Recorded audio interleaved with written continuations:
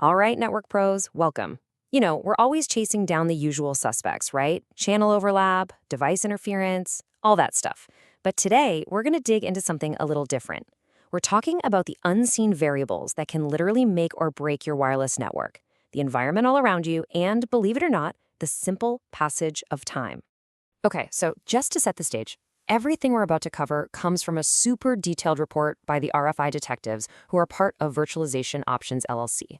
We're actually jumping into part 18 of their massive 20-part series, and we're going to focus on a topic that honestly gets overlooked all the time when you're in the middle of troubleshooting a tricky network.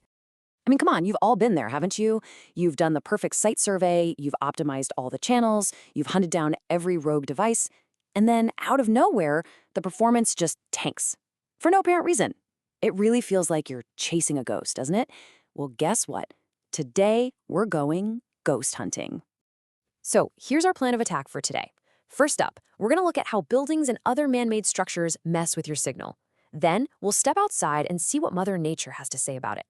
After that, we'll get into how time itself changes everything. And finally, we'll wrap it all up by figuring out how to build a strategy that can actually adapt to all this. Okay, so let's kick things off with the world we've built all around us. You gotta remember, every single wall, every window, every concrete pillar in a building, it's a major obstacle that your RF signals have to deal with. They don't just magically pass through untouched. No way.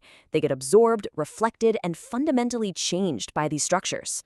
And what's really fascinating is how different materials act like different kinds of bouncers at a club for your RF signal. Take concrete. It's just a notorious signal sponge. It soaks up that RF energy like crazy. Then you've got metal, which is basically a mirror for RF, reflecting signals and scattering them all over the place. And glass? Oh, glass can be a real wild card. It can reflect and bend signals in really unpredictable ways, especially the coated glass we see in modern buildings. So all that bouncing and scattering, it leads directly to this huge problem, multipath interference. I mean, think about it like this. Imagine your Wi-Fi signal is someone talking to you. Instead of hearing a nice, clear word, the receiver gets a whole bunch of echoes of that word, all arriving at slightly different times. It just completely garbles the message, right? And that's what leads to constant retransmissions, painfully slow speeds, and yeah, those infuriating dead zones that pop up where you'd swear you should have perfect coverage.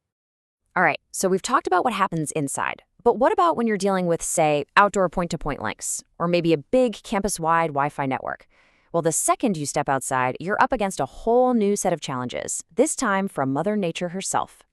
And this right here is the answer to one of the most common seasonal mysteries we see. You know the one? That absolutely rock-solid link you set up back in February suddenly gets flaky and unstable in June. What's the deal? It's the trees. See, in the summer, those leaves are full of water, and water is just amazing at absorbing 2.4 and 5 gigahertz signals.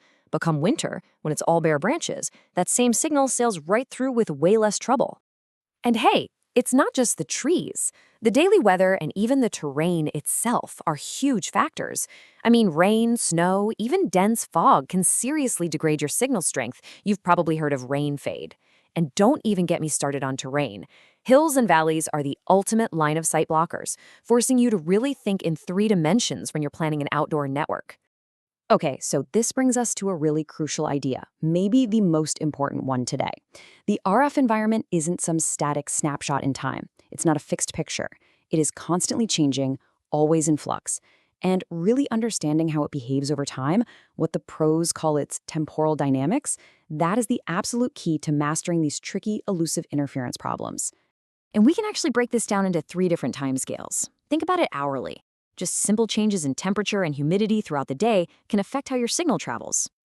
Then think daily. A warehouse is a completely different RF environment at 2 p.m. when forklifts are zipping around compared to 2 a.m. when it's dead quiet.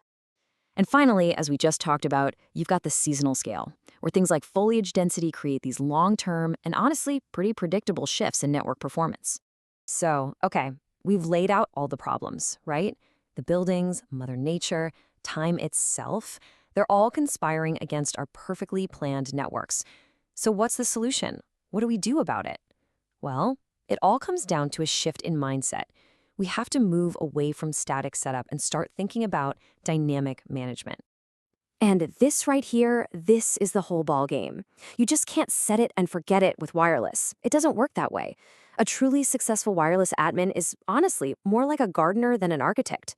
You can't just build the thing and walk away. No, you have to constantly tend to it, you have to watch how it reacts to its environment, and you've got to be ready to make adjustments on the fly.